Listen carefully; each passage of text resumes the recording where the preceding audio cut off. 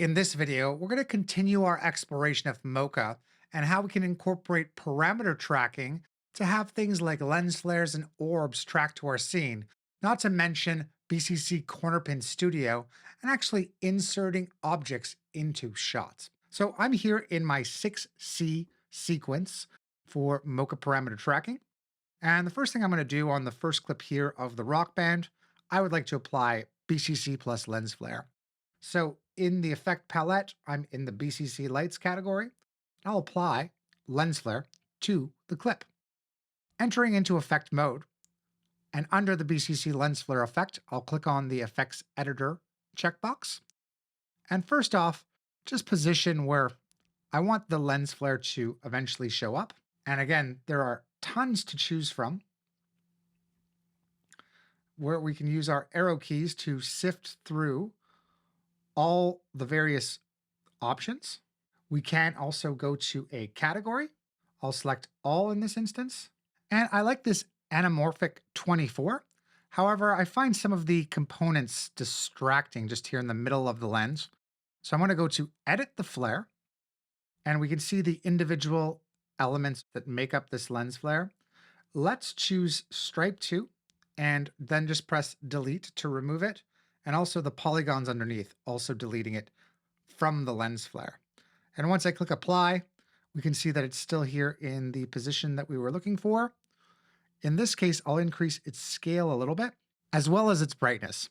And I'm going to apply that to bring this into Avid Media Composer. Now, obviously, this lens flare is not going to travel with our shot, and that's when we're going to enter Mocha, but using parameter tracking this time. So it won't be limited to a shape. We're just looking for the movement data within our shot, and we'll apply it to the lens flare to move along with it. You'll notice that at the top of the Mocha track section, we have an option for Mocha parameter tracking because it knows that this particular effect, as well as 14 additional effects, can take advantage of this parameter tracking in the BCC Plus family. With our parameter track, we've got the position the lens flare will be, the crosshair, and the area that we'll be searching for this position. So this could be a lot wider, as well as it can be offset from the position if we need it to be, which we'll see in the next example. I've made my search area just a little bit bigger, and I'm happy with this position. Taking note that I'm just going to be tracking translation, scale, and rotation in this instance. Let me track backwards first. We can see that the position track carries along with this shot. And once that's complete, I'll move my cursor just to where I started the track and now track forward. Okay, let's play this backwards just to see what we have and make sure that the position data does actually hold. That's a pretty steady track. And the magic is, once I exit Mocha and choose to save, this position data is carried over. You might have seen the center point of the lens flare just move a tad. I'll just play in the record monitor. We can see the lens flare, not to mention its pivot point, are affected by that position track. Now, obviously, the pivoted item, we can still adjust this a little bit depending on what we're looking for. And I find this to be a little bit strong overall after the track, so I'm just going to lower the brightness of the lens flare and play back the result one more time, but seeing that that position data does carry over and how the lens flare element is also affected. Now let's move on to another example. There are two clips here stacked on top of each other. There's a sign, and just underneath that is a bus that I'd like to attach the sign to. This is where BCC Corner Pin Studio comes into play. So what I'm going to do is head to a category down here called BCC Match Move, where we have Corner Pin Studio. I'll apply that to the top clip on the V2 track, and automatically it looks at the dimensions of this Photoshop file, which happens to be the same raster as our sequence. I'll enter into effect mode to access some on-screen controls, and using the red innermost boundary box, we can pin this straight over the sign on the bus. So replacing this looks great. And something to keep in mind, of course, we can zoom in. I'm going to Command, Option, or Control, Alt, click to pan around the scene. Now, the reason that it's seeing the background layer here is the fact that our background layer is set to the first below, and it's going to be used with our Mocha tracker in this situation. So once I launch the motion tracker, now that we're inside of Mocha, we can see that our corner pin and our background plate is carried on over. And we also have a search area, very similar to what we had when we were doing parameter-based tracking. Now, in order for me to make changes to this, first of all, I want to make sure corner pins is selected in the Layers tab. I'm going to temporarily hold down the Z key in order to zoom in on the image with my mouse, followed by the X key to pan. And this will allow me to make precise adjustments to where I want this image to be overlaid. Now, something that can help us in this process is if you go to the toolbar and show the planar grid, I'm just going to click off and on my corner pins again so that the grid updates. Using the grid as a guide, I can make sure that this is aligned properly to the bus. Now that that's set up, I'll bring in the search area just a little bit here. Press Command A to select all the points and then just make them rigid. From this, I'm going to press Shift 8 in order to zoom out. And one thing to note here is that there isn't a lot of perspective in this shot. This sign is fairly flat to the camera. And if we play this back, you'll see here the motion of the scale and position changes. I'll make sure my play is back over where I made my initial adjustments in Mocha on this green tick here. And while I'm just going to be tracking translation, scale, and rotation in this instance, in many cases when you're using Mocha for corner pinning, you're going to be using perspective, as in a sign is going to be angled or rotated in the scene, and you'll want to pick up on that perspective data to make sure that your corner pin track is perfect. Now, with this said, under my tracking motion options, I want to track backward first. And with that grid on, I can see the accuracy of this. And it should be noted that there is actually a second flexion plane that shines on the bus that didn't interrupt the track. But in some cases, we want to just be aware of that as we can make adjustments to our Mocha track and masking areas.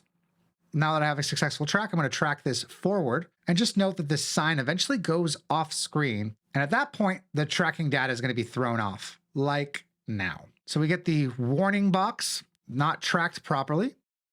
And in this case, we don't need any tracking data after the sign is off screen, which is at this point right here. So what we can do is trim this layer. I'll go to the layer properties, and right where we see next to out on the right-hand side, I'll click to make an out point.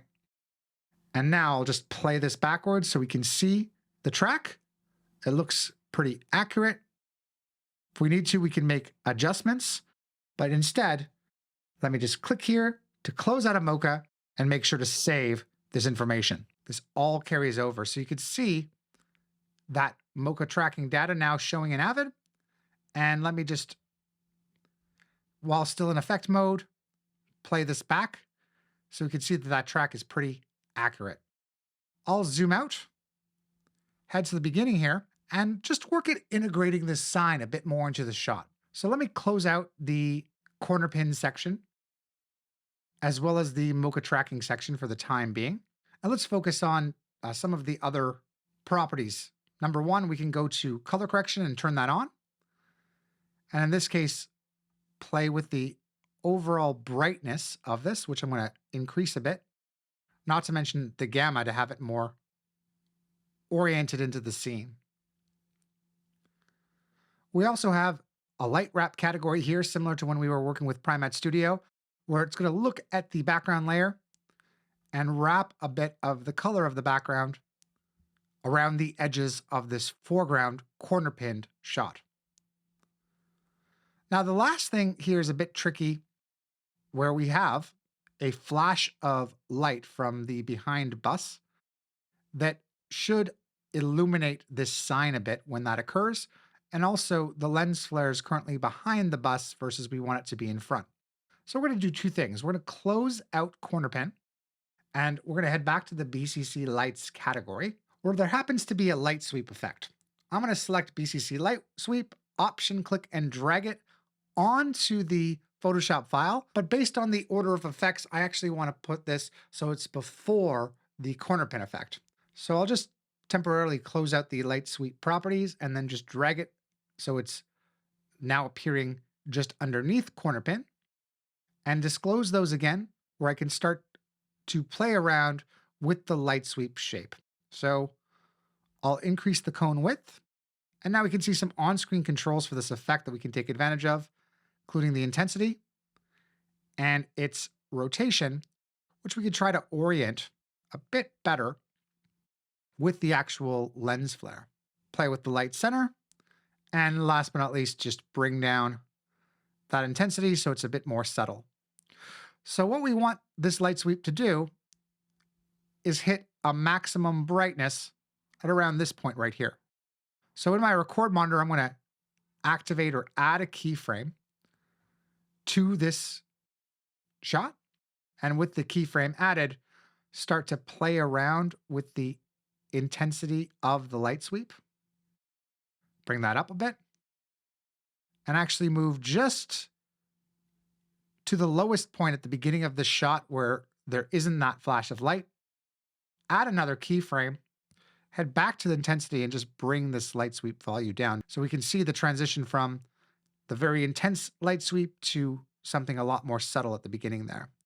We also need this to go down when the bus now is completely obscured by the front bus. So let's add yet another keyframe, and under the intensity value, bring that down to something very close to 0. I'll just click to move to the first keyframe and just play this back so we can see the sweep. Of course, we could adjust the keyframes to taste. Another thing we could do to have another added element or feeling like this is an extension of the lens flare is add a lens flare. So I'll twirl up the light sweep settings and just go back to our lens flare, BCC plus lens flare. Keep in mind, there's also a lens flare 3D that has a bunch of presets that you could also choose. Now the lens flare has been applied to my shot, I'll head to the effects editor, position that, play with a few of these presets. Then once finding one that I like, head into edit the flare. And in this case, some of these polygons in particular have blue colors. I'm just going to change that to a white, as in the bus colors are also white. Also remove one of the polygons from the mix. Take a look at the colors of these other elements.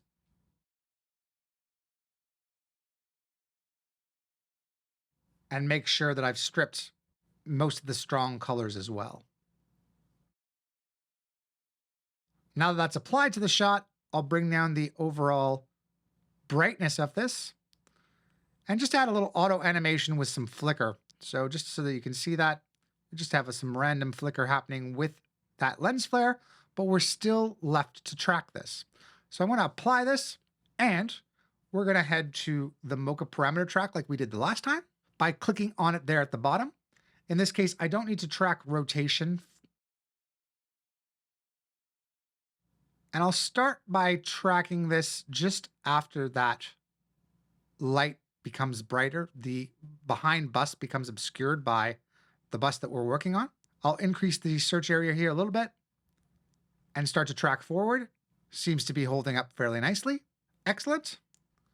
I'll now move to the point where I began to track and start to track backwards, but notice that the light getting brighter from the behind bus causes the search area to grow that much wider, which is undesirable.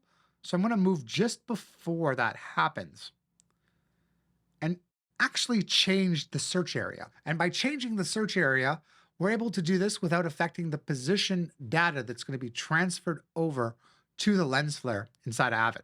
All right, let me grab this. We'll track this area here of the Arriva sign. And now I'll track backwards. Now that that's finished, let me just play this forward to see that the position doesn't change at all. And we have all the necessary tracking data that we need to close down Mocha.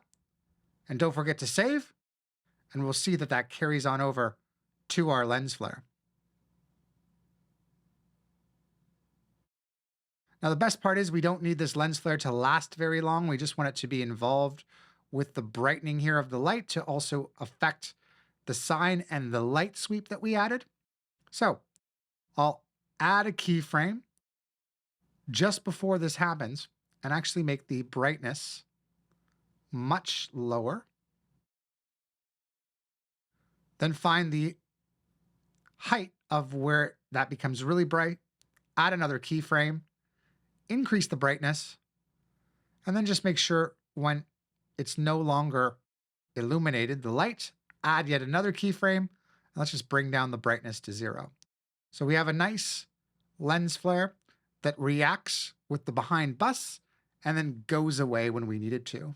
And those are a few different things you can do using Mocha parameter tracking with Boris FX Continuum filters.